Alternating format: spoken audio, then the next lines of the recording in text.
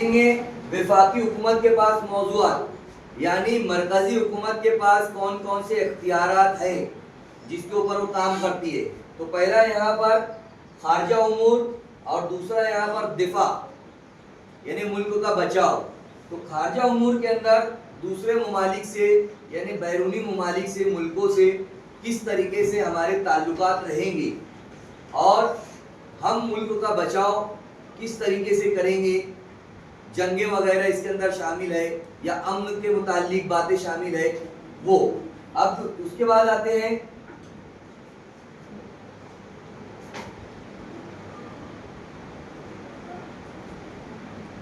جنگ اور امن.